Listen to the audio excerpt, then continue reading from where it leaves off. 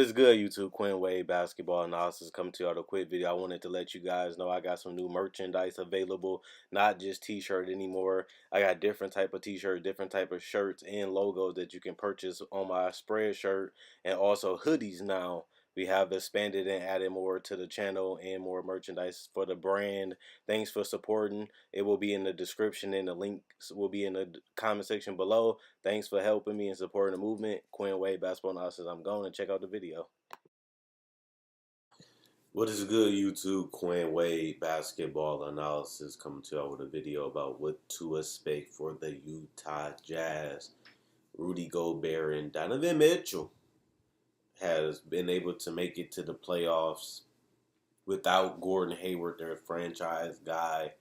They had a lot of injuries last year. They was able to still win over 50 games last year. This year, they was a surprise team. A lot of teams had them, winning 24 to 25 games. Some people had them winning 30. Most people had them not making the playoffs because they didn't know how good Donovan Mitchell was.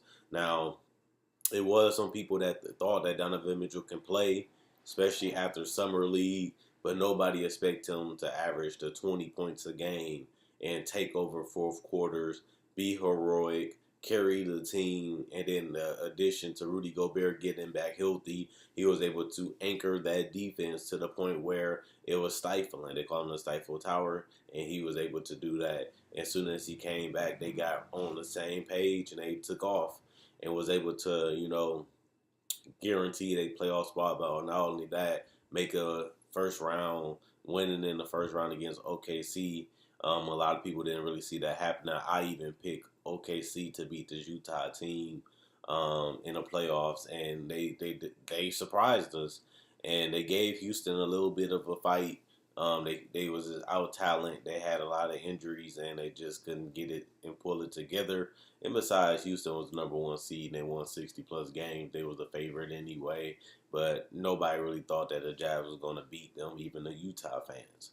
But here we are today, Utah going into another season with a great coach in Quinn Snyder, being able to coach him to the playoffs with and without Gordon Hayward. And every time he has an injury, he still has been able to keep the team competitive enough to where they never fall all the way out of the playoff race, because he's been able to get the best out of his players, put them in the best situation so they can score. But not only that, he really loves the game of coaching. He loves being a coach. He's not miserable. He's not mad. He's not frustrated. He's all about getting the best out of his team, getting the best out of his players, and putting them in the best situation to where they can see whether they're Donovan Mitchell or Alec Burks. And even in the playoffs, Alec Burks played well when they needed him to step up. They let him play, and he was playing basketball very good. So this team is a team that has a lot of hype. A lot of people have them making it to the playoffs, but actually making it further in the playoffs, which nobody really thought about last year, which it shows you how much respect they give to this team. They was able to bring back Dante Exum, a young prospect that can play multiple positions, the 1, the 2, and sometimes the 3, because of his defense. I think that's something that people starting to notice, that Dante Exum can be a two-way wing that can play multiple positions, and his ability to shoot the 3 decently and get to the paint and control his pace, control his dribble play at a pace where he can always stop and go. He can always explode at any second, but he's also a good playmaker. Makes him one of the guys that you have to watch out for. He played well in the playoffs too before he went down. It just shows you that this guy has the world at his hands, and if he can just stay healthy, which hasn't been the case, he could really be a special player. He already is a special player because he's a unicorn, but he can really be special if he can really just focus on, working on his game, besides working on rehabbing and getting back to NBA shape and getting back to your NBA body. If he can just focus on it, getting better and improving instead of always healing from injuries, we can really see how great this player Dante Exum can be. But with these injuries continue to recur, has really sapped him from a lot of things, and he hasn't really been able to work on his game the way he wants to because he's been rehabbing. You still have Derek Favors, another guy they bring back. He's not as young as he was when they traded for him, but he is still 27. He can still give you 8 rebounds. He's a solid rim protector.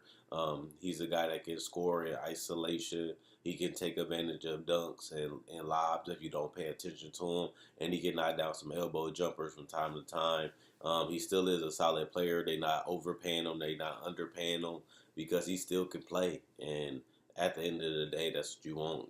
You want teammates that you can trust in, teammates that you can going to get the job done, and that's something that Derek Favors has been able to do because he's been with this organization for a long time. They know how to use him. They know how good he can be, and he has had a lot of success under Quinn Snyder.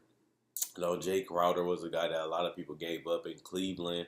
A lot of people thought he was washed up. He wasn't defending the same. He wasn't hitting threes the same. He just didn't look motivated and enthused to be playing basketball, so they traded him. And we see the better Jay Crowder in Utah than what we seen in Cleveland. He fit right in. He's a guy that can play the 3, the 2, or the 4. He can switch. He can fight. He's feisty. He has a lot of hustle, and he can be an excellent complementary player like we seen in Boston. He found a good spot in Utah. They utilize him right, and I think his career going in the right direction since he left Cleveland, and we'll see where he goes on the Utah team. Like I said, I already talked about Alex Burke. He's 27. They already gave him an extension. He's going to be eligible for another one. A guy that can attack the paint, create his own shot, and also can play the 1 or the 2. Like I said, this team is really difficult to guard because they can put a lot of ball handlers and a lot of pressure on your defense. And if they can continue to add the shooters, they'll be even harder and more unstoppable to guard. And one of their biggest flaws is their offense. They usually struggle to score the basketball consistently. They've been like that even with Gordon Hayward. Maybe if they can add or make another trade to get another sharpshooter, maybe that can take them to the next level offensively. And obviously, Grayson Allen was a good pickup for them. I've seen him at Summer League. He seems like he's a nice prospect. I don't think he's going to play well right now. I don't even think he's going to get that many minutes at this point, but he still is a solid pickup if you do make a trade or you do lose somebody. You have another shooting guard that you can rely on a cheap salary, and worst case scenario, you can trade him because he's under that rookie contract, and that's a favorable contract for a lot of teams, especially because he's a young prospect with a lot of potential. Joe Ingles, the dad. He looks like a grandfather for your child. I went to a Utah game this year in Milwaukee against the Bucks, and Joe Ingles was so smart. And one thing I liked about Joe Ingles the most was that he wasn't scared of Paul George in the playoffs. Paul George is a guy that's one of the highly touted best players in the world, one of the top 15, top 20 players in the world. And Joe Ingles wasn't afraid of him. He was going at him. He felt like he was just as good, and you want a guy that confident, especially in the Western Conference when you need as much talent as you can because it's so loaded with talent. And Joe Ingles is fine with being a role player. He's fine with being a spot up shooter. He accepted his role. He accepted his game, and he's fine with who he is. Now, he plays well with Donovan Mitchell. He plays well with Rudy Gobert. He's a perfect complementary player to both of them because of the pick and roll that Donovan Mitchell can get the pull-up jumper, he can get the spot-up 3, or he can get to the basket and lay it in, or worst-case scenario, lob it and drop it off to Rudy Gobert. But he also gives that outlet to where if that don't work, they can always kick it out to Joe Ingles if the defense collapses. And if they do stop those two, they still have Joe Ingles in that corner at the top of the key, ready to unleash a 3, which he has been very potent at and great at doing. And he's a perfect complementary player, not just for Utah, but for a lot of teams, especially teams that have guards that like to hold the ball and they need the floor spacing. So he's the guy that can basically, you can plug into any team and he'll be fine. Ricky Rubio is a guy that he's been around for a long time. People have been seeing him for years. He done played for multiple teams at this point. And he's only 27, so he still is young. He's been around for a while, but he still is young, and he still is getting better. He's been a more aggressive, more attack-oriented, but he still is a good, solid defender, and he still can be a great playmaker. We've seen that how much they needed him in the playoffs. I personally prefer Donovan Mitchell to play point because he is the best offensive player on his team, and he's going to get a lot of touches anyway. And the reason why he averaged 20 points per game was mainly because he was creating his own shot consistently, which puts pressure on the defense. He can collapse the defense, and he can always put them in awkward situations if Rudy Gobert is involved into a pick and roll, because he's so great offensively and he has a lot of moves. So Donovan Mitchell hasn't been able to accept that role of being the primary playmaker as a scorer and as a decision maker. So that's why I wouldn't really recommend him for playing point, just because his decision and his playmaking ability ain't there yet. But he hasn't been pushed in those situations that often. So it's hard to adapt to something you never really do enough. But I would like to see Donovan Mitchell as a point guard, and mainly because he's 6'3", that's the average size of the point guard, 6'3", 6'4", nowadays. So he will fit that, but he's just not the great decision maker. And I think that's something that he needed to work on the off season, is knowing where his teammates is, knowing where they should be, and knowing where they could be, while also focusing on keeping the defense on his heels by being able to attack them and always put them in an unpredictable situation where they're picking their poison and they're playing to stop you. And Donovan Mitchell is a great enough offensive player to do that, but now with Ricky Rubio coming back healthy, that might force Donovan Mitchell to stay at the shooting guard position, which I think he should technically be a point. But if they keep Ricky Rubio, he's a guy that's going to attack. He's a guy that can get streaky shots, and he has improved that jump shot, not to where it's dangerous, but to where it's respectable. And if he can continue to add that spot up three and that pull up jump shot, it's going to make this team have another dimension offensively that they can hit if Ricky Rubio is on the court. Obviously, you have Udo. Obviously, you have Thabo Cephalosha. They have solid role players and veterans that can play multiple positions and defend. And on top of that, they can really go lanky. They can really go long. They can really go big with Derek Favors and Rudy Gobert. They can go small.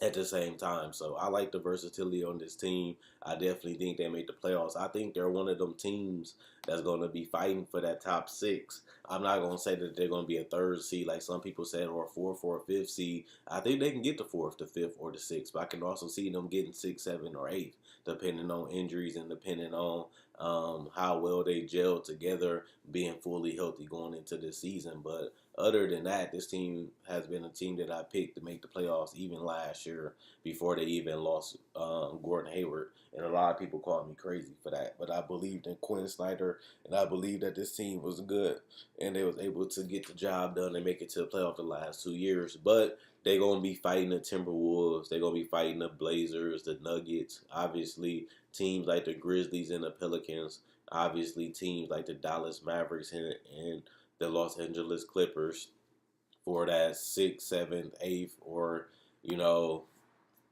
under that. They're gonna be in that fighting for those positions. It's not going to be easy. It's going to be painful sometimes because you're going to hate losing, because every win does matter in the Western Conference. They've been together. They made the playoffs. They won the series together, so they should be better. I do see this Utah team winning 52 to 55 wins, which should put them in that 5th or 6th seed. If that's a lot of wins to have for a fifth or for a 4th, 5th, or 6th seed, but if they can win about 50 to 52 to 53 to 55 games, they're going to be in that range, and I think they definitely can win that amount of games this year, especially if Donovan Mitchell can continue to add to his game and become a better playmaker, but become a better polished scorer, where he's more efficient from the three-point line, but he also is a great ball handler still, but he has more moves in to score the basketball. I think that's where we really need to see Donovan Mitchell improve on, is having more weapons and having more moves to continue to build upon, because players already know what to expect from you. They already studying you because he was new last year.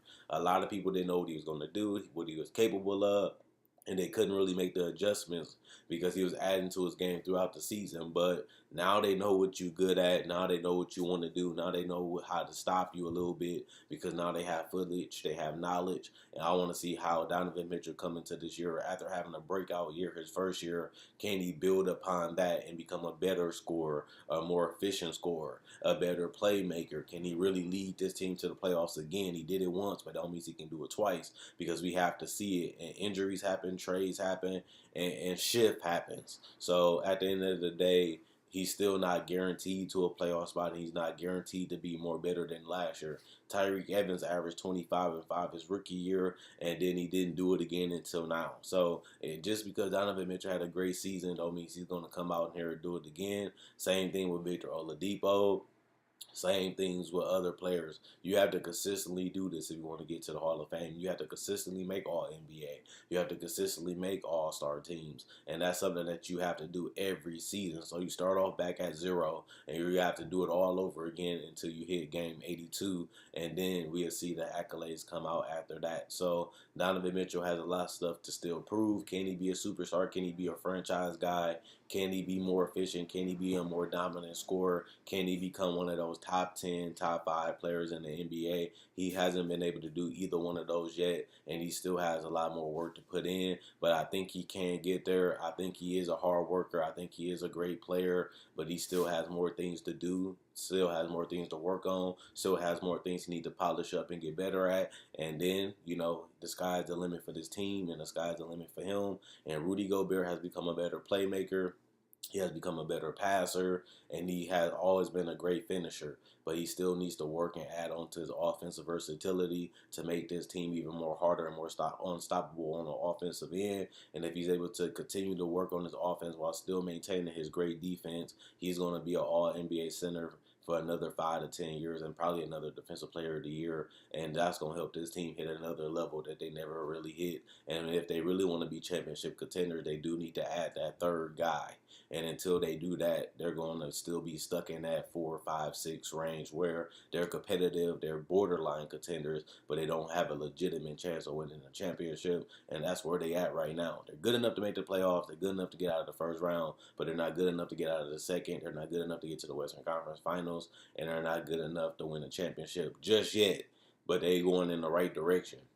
But I just don't want them to get stuck into that middleman position where they always one piece away, or they're still developing, and then they never get that piece, and then they get older, then they got to trade pieces to try to get that piece, which might not fit out, kind of like what Damian Lillard and Portland Trailblazers ran into with Wesley Matthews, Nicholas Batum, and Aldridge. They was good enough to make the playoffs, good enough to compete, but not good enough to get over the hump.